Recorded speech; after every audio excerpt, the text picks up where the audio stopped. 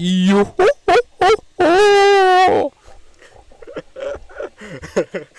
Anyway, y'all, we back with some official debating. Let's go, bruh. Finally. What we looking at? How strong is Squidward tentacles? I have no idea why he would make such a video. Why? Why would he make a video about Squidward though? I'm seriously confused, but let's hop into it, bruh. Alright, let's hop into it. Tentacles. When Hold on, bro. I didn't. Yo, I keep doing this. Like, I don't even. most people think of Squidward, they think of the grumpy, unpaid cashier, the Krusty Krab who hates his job. Is there another one? He absolutely hates his neighbors and just wants a moment of peace to play his clarinet. But what lies beneath this endless suffering is something far more fascinating than anyone could have expected. What if I told you in many ways Squidward Tentacles is one of the most dangerous characters in all of cartoon history? How? Cause he's a hater, bro. That's the only way I can see it. I don't see it. In the episode titled SB129, Squidward experiences what can only be described as a multi-dimensional non-linear time collapse. After accidentally locking himself in the Krusty Krab freezer, he's frozen and awakens in the far future 2,000 years later. Here he encounters dead ass? I did not see this episode, bro. robotic descendants of SpongeBob and Patrick and finds a time machine to go back to the past. But he accidentally I did not see this episode. What the fuck? I don't think I saw this episode.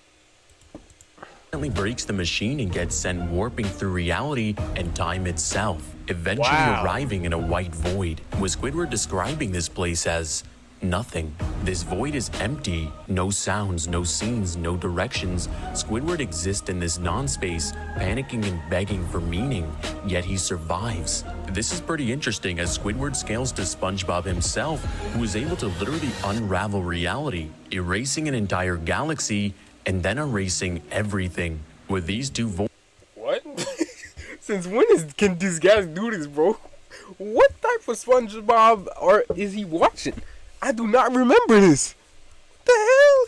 points looking extremely similar as they exist outside of space and time itself. These two feats are extremely similar, but Squidward's able to go beyond this as he's able to actually break through this dimension, landing back in the time machine. Squidward has also shown repeated instances of fourth wall awareness as he's commented on scene transitions, interacted with narration, and acknowledges that he's a character in a fictional show. But the SpongeBob SquarePants cosmology... But there are multiple characters that do this. Like Deadpool, Saiki Kusuo from... if you know what I'm talking about, you know what I'm talking about. One of the best anime in terms of comedy. Saiki Kusuo, go check it out if you never watched it. That shit crazy nice. You laugh. Might go even further than this. Within SpongeBob, Patrick is seen as a pretty stupid character, but he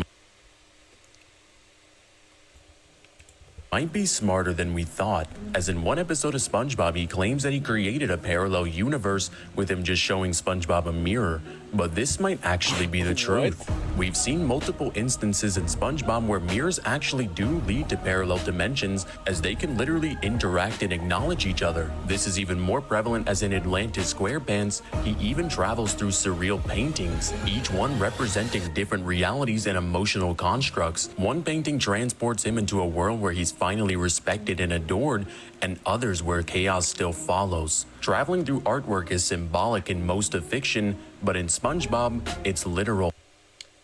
Since when is SpongeBob doing all this? I don't remember watching this SpongeBob. What the hell is this? Squidward steps into framed art and instantly transports himself to new realities. This isn't metaphorical or artistic symbolism. These transitions operate like portals between dimensions. These aren't merely dreamscapes. Their full-scale universe is bounded by different rules, which would even further support the idea that Squidward is a multiversal traveler whether he likes it or not. He's also shown awareness of the narrator. In episodes where the narrator is mid-sentence, Squidward reacts as though hearing him, him and even groans in frustration when the narrator interrupts his piece. In some meta episodes, Squidward even acknowledges the audience directly, suggesting a level of narrative awareness that rivals Deadpool or Gumball.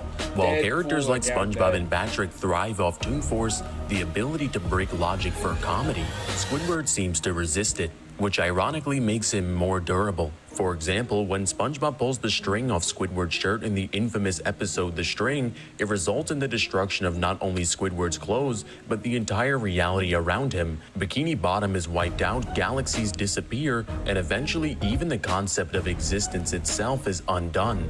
But what triggered this multiversal collapse? A string from Squidward's shirt. This could mean one of two things. Either A, Squidward is the guardian of their world? The fixed point in reality whose structure is essential to the multiverse, or B, he's a walking paradox tethered to the narrative destruction. But moving I did not understand what he said. forward, Squidward actually survives more physical and conceptual violence than most characters. He's been blown up, turned into a clarinet, cloned infinitely, and transformed into a monstrous entity. He's died and returned, been obliterated and reconstructed, often without any explanation at all, but always he returns. Not as a different version, not as a reset. I mean, it's a cartoon. Maybe you reading too much into this. I'm not gonna lie, maybe he reading a little too much into this. It's a cartoon, bro. But as Squidward.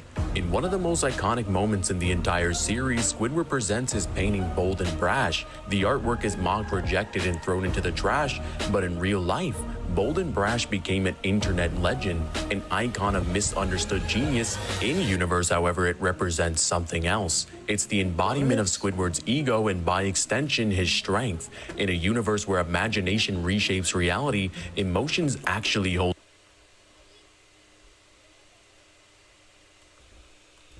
weight, and Squidward's unsuppressed rage, artistic ambition, and existential bitterness combine into something potent.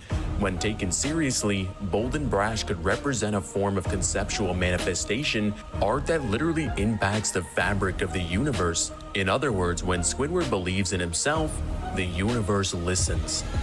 What? Squidward scaling to SpongeBob is extremely impressive. Not only did he do this, but he actually absorbed the ocean in seconds and replaced the moon by absorbing water. Patrick has frozen the entire planet for 5 billion years with a brain freeze. The entire cast has broken the fourth wall, interacted with their creators, and even traveled through dreams, which Gary states are portals to another realm.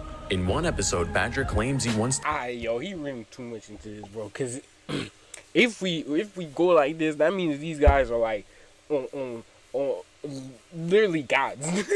They gods, bro. Like they can destroy universes as soon like this. Yo, come on, man. He reading too much into this. to save the ninth dimension from a giant monkey man. SpongeBob doesn't dismiss it as nonsense, he just says it might be hard to do. In other words, interdimensional warfare is another Tuesday afternoon in Bikini Bottom. Squidward shares all of their experiences as he exists in the same metaphysical space. He has survived the same events, he has interacted with the same multiversal structures, and unlike others, he doesn't really rely on Toon Force for safety, he fights back with bitterness. Squidward Tentacles isn't the strongest in Bikini Bottom by brute force. He doesn't erase timelines or reshape dreams like SpongeBob. He doesn't break reality with a brain freeze like Patrick. But what makes Squidward terrifying is that he exists through all of it. He survives every reset, every explosion, and every cosmic breakdown.